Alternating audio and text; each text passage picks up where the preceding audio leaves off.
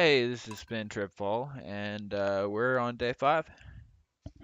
Things are finally starting to get rolling, although honestly, it's still another slow day a little bit, but not nearly as slow as it has been. Here we go. To our valued JojaMart customers, our team members have removed the landslide caused by our drilling operation near the mountain lake. I'd like to remind you that our drilling operation is entirely legal, blah blah blah, responsible stewardship of the local environment.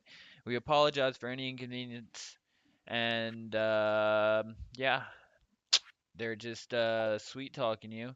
But what that means is that that area I've been teasing up in the north, wherever there's a guy chipping away mining at area, is now unlocked, and the mine is open. Day 5 is the day that the mine opens, and that allows you to go down, down, down, down, and it allows you to do the first combat of the game. So that's exciting. Combat in a farming simulator? Yeah, I know. It's badass. And look, my parsnips are done. So, takes 5 days for parsnips to grow, apparently. 4 or 5 days, I can't remember. But they are done, so that's a nice boost for my money. And I really thought I was going to have a good day with this one, and I do have a good day in a lot of ways, but I think I may be playing a little too careful. I think I should sell some more stuff. So I've been keeping one of everything. I like keeping one of everything because uh, in the community center later on, you're gonna need it for stuff, and we're gonna have a big progression with the community center today. So you'll start to see a little bit of that. So I try and keep one of everything for that, and also because whenever oh look, I'm trying to get pine cones here to make some more field snacks, and because whenever you get those missions for like a sunfish, it's good to just have one in your inventory you can just take, boom, take it to the person and deliver it instantaneously. So you can do a lot of missions in one go if you just have a nice reserve of stuff, and then you get more gold out of it. Now that's a long-term looking strategy. It doesn't pay off in the beginning, and sometimes, especially if it's your first game, I advise going ahead and selling like the fish you're catching and stuff. Sell it, get the cash, get the big backpack, move on up. Go ahead and make it a little quicker. I'm planning this game out for a long playthrough. I mean, I'm only playing one day a day. I'm gonna put out one episode of this every day, and it's going to be one day of the game. Hopefully that's the plan, unless something happens. But yeah, so with that in mind, I'm playing this game real slow and really planning it out. And you'll notice I still haven't gotten any pine cones. I don't get any pine cones from this. It's just insane. I chopped down a decent amount of pine trees, and okay, advancement. As you gain experience, you'll discover new crafting recipes.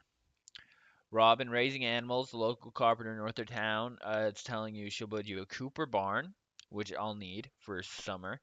Uh, Archaeology. I found an ancient looking object. I should take it down to the museum and visit Gunther. Getting started. I've finished that one, so there's my 100 coins for finishing the basics as a farmer, harvesting my first plant. And that one wants me to reach farming level 1. Excuse me, so I can craft a scarecrow.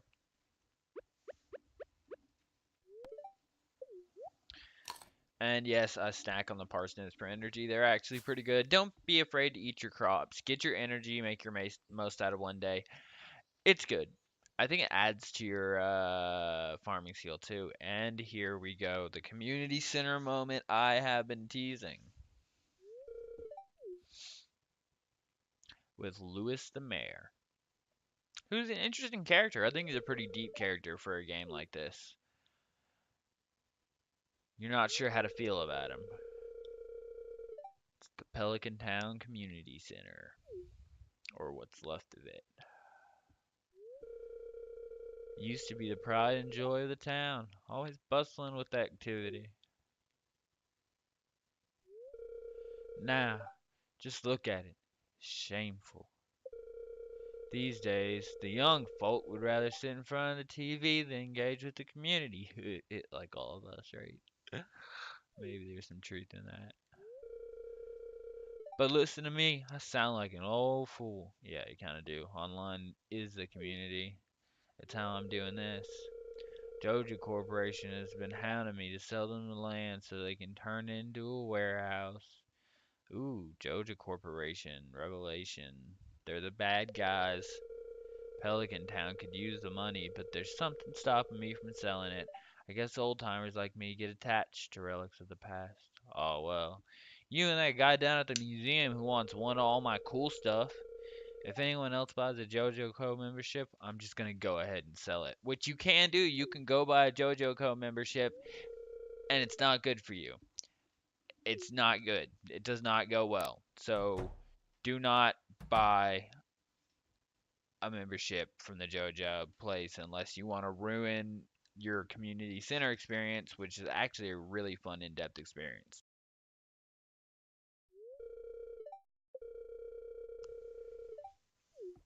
It looks like a giant wild horseradish to me. And this is kind of like the sprites from Harvest Moon, where you had to give them gifts or whatever. Same kind of concept going on here.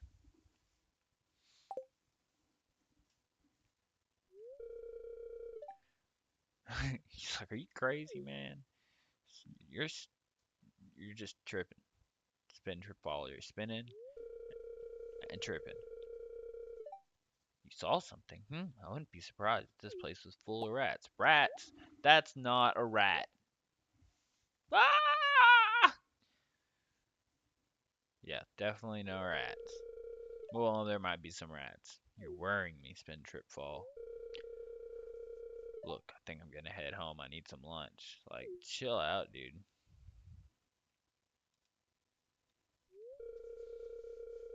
And he'll keep it unlocked for me from now on, so I can catch the rat. I feel like he's setting you up. I think it's like a I don't know, Mr. Miyagi kind of. Whoa, strange. I'll have to come back and explore this building further. Yeah, I think he's setting you up to find it. You know, I think he really knows what's going on. I think he's in on it. I don't know for sure. Like I said, I've done a couple playthroughs of the game before, but I don't know too much. Dun dun dun. But I do know that right after doing that, you should head back in here and check this thing. I think it's the only thing important in here for right now. I didn't really look around this time. I have before. I mean, you can check the area out, but I think that's the only thing that's actually important. Those look so much like wild horseradishes. I try and pull them out every time, even though I'm pretty sure you can't. No, I think I know you can't by now, but I'll still check them. Maybe it's just like a weird habit. But at this point, it's only 10:30 a.m. So, excuse me, I was losing my voice there for a second. Now, I have a choice here on what kind of crops to invest in because you want to always invest. I'm pretty sure cauliflower is the best deal. So, and I mean, since you want to water less if it's 80, but it gives you more on the payout per the money you put in, and it only takes 5 seeds versus with parsnip, you're gonna have 20 seeds for the same price of gold that you invest, then it just makes sense to go to cauliflower and save yourself time watering every day so that you can get the better payout.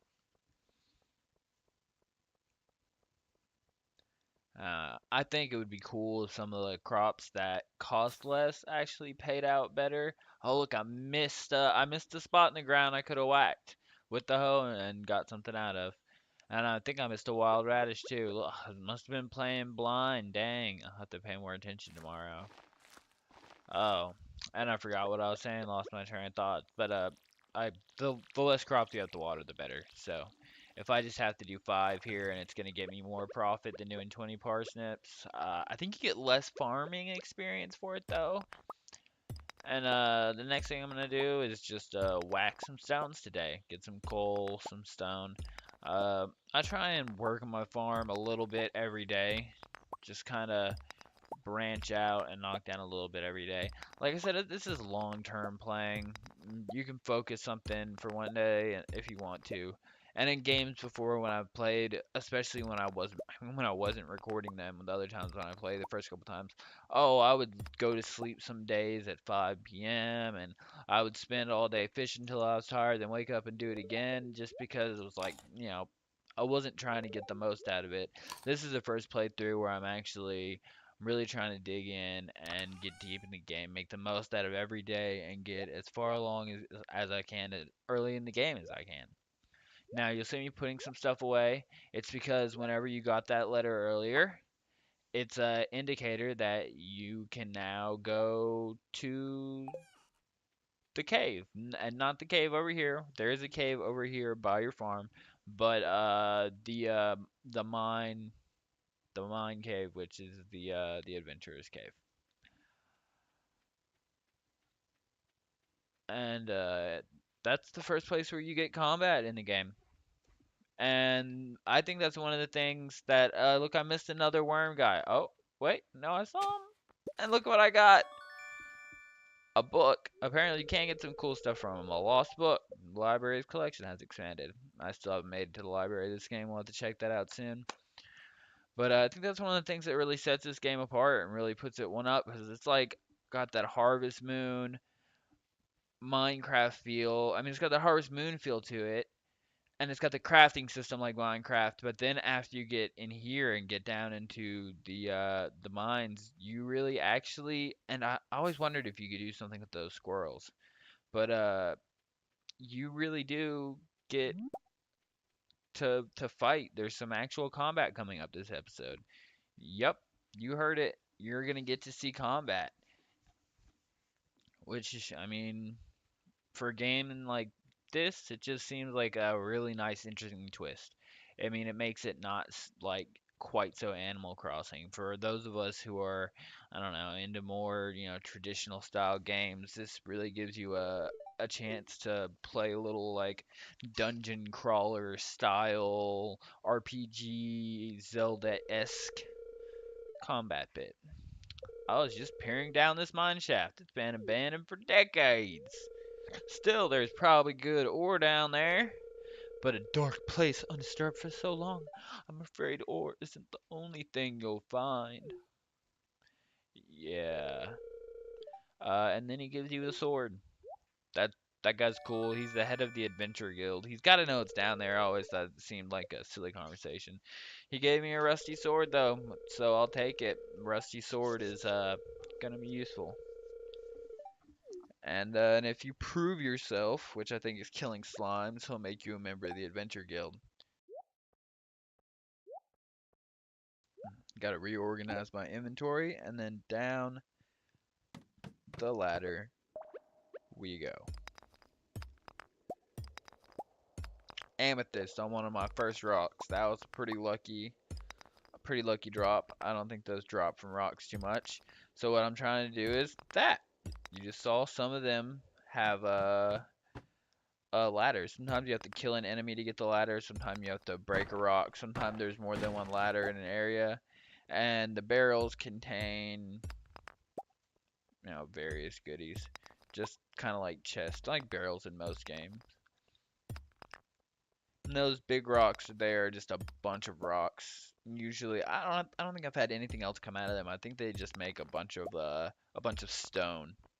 And I got pretty lucky there and found that ladder early too. And then those are copper ores, so copper's nice. You can upgrade your tools. They do better, chop faster. I mean, it's a lot like Minecraft in that sense.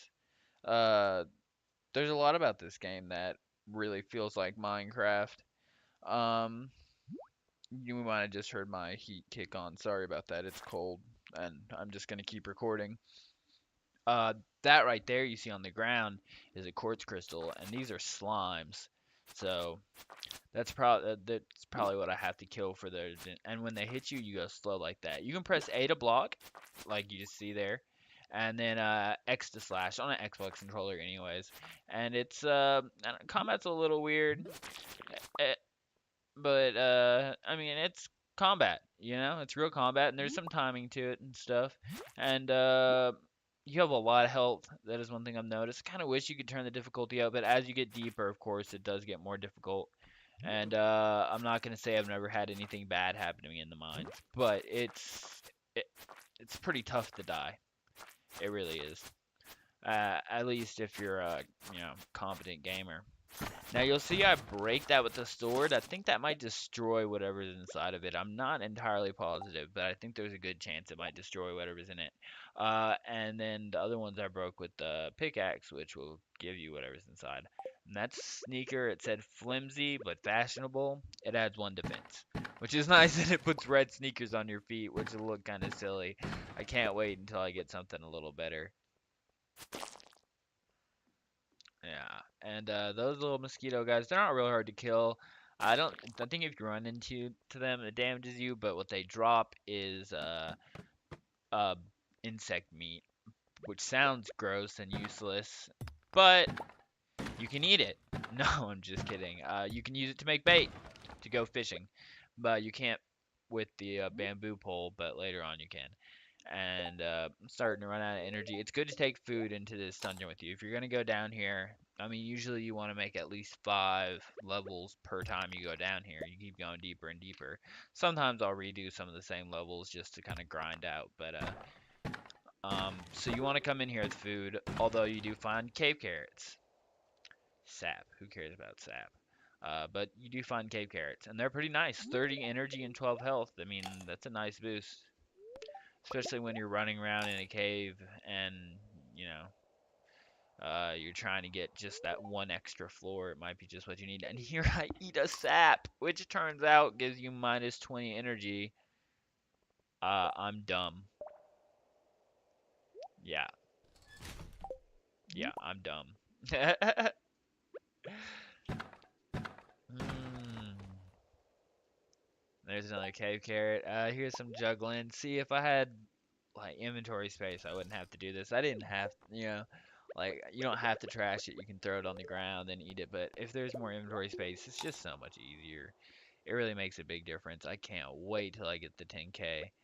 Uh, I'm bad about reinvesting my money over and over again and not letting it get to 10K so I can just get the extra. Because I mean, the time it saves you really s- like saves you money essentially because you get more out of the day. But I'm getting away from the game. You can see at this point I'm just trying to collect all of the copper ore. I could have gone down the hill, or I mean down the hill, down the ladder. But I definitely wanted to get all the copper ore I could out of this. I'm gonna need to make copper stuff here pretty soon. And teaser for tomorrow. Um, it introduces a new element of gameplay that has to do with the copper ore. And I won't say anything more than that, but you should watch tomorrow's video, and you will see why exactly I need the copper ore. Other than I told you it makes you improve tools and stuff. And here I am, I hit the level 5. So I'm gonna go ahead and scout out the rest of this level, get everything I can, get all the copper quartz enemies in the open that I can find, and finish my energy out. Finish the night out. It's only 8:40. You want to get home late. You want to make the most out of your day. You want to get home between 11 and 12 because that's when you can get home and not hurt your energy. If you get home any later than midnight, I'm pretty sure it hurts your energy. It might be 1. Look it up on the wiki. We're online, eh? You know what I mean? Uh, and you can see that I cleared my inventory out so that I'd have less tools with me whenever I went down here. That's just something you gotta do whenever you're running with no backpack. And I could have gone down. I could have gone down more and kept exploring, but I'm starting to feel exhausted. So, and it saves your floor. So when you come back, you get in the elevator, you go back down, and I'll be automatically at the 5th floor. Deeper, it seems the mine elevator is still functional. It'll allow you to quickly return to any elevator floors you've discovered. A deeper expedition might be in order. So, and it's a quest to reach level 40 in the mine, which sounds difficult, but it's not that hard. I don't like the mine that much. Like I said, I've done a lot of farming in this game. I never really like dug into the mine deep. I've actually there's so much in this game that I haven't explored just because of, how much freedom it gives you the first few playthroughs. I just did things my own way. So, but getting to level 40 is one thing I did, and it wasn't that hard. I mean, it took me like a month. I feel like you could probably do it in just, I mean, if you went to the mine every day, you could do it in just a few days, especially if you like saved up your food from your first harvest to do it. But everyone's gonna have a different like order of operations they want to do. I'm kind of this long-term planner thing going on, so I I'm looking to make the most out of it long term, and I don't want to hit the mines every day. I feel like ooh, look, I see the wormies. Those are the ones I missed earlier. I redeemed myself and got the prehistoric vertebra. And forgot what I was talking about. I got re-excited. So I put the gold quartz in there. Um, and then I come in here. I'm gonna make another chest for organization reasons. Oh man, I make so many chests. So many chests. I feel like I need chests for everything. I'm like a hoarder in this game. It's like, oh, I could have more cash if I actually sold some of the stuff that I worked to produce. But no, I just keep it all in chests. Eventually, it pays off in the end. And glass shards, prehistoric vertebra, amethyst. In this one, I'm putting all stuff that can go to the museum. So, um, that helps me organize. And in this one, I'm putting all the stuff that I need, one of each of. So nothing there. And this one, I'm putting all my basically resources. And I'll have to add more chests as I go along, and it'll get more complicated. There'll be more distinctions between the stuff I put in this chest and the stuff I put in that chest. I wish there was a slightly better organizational system for this game, but it's not bad.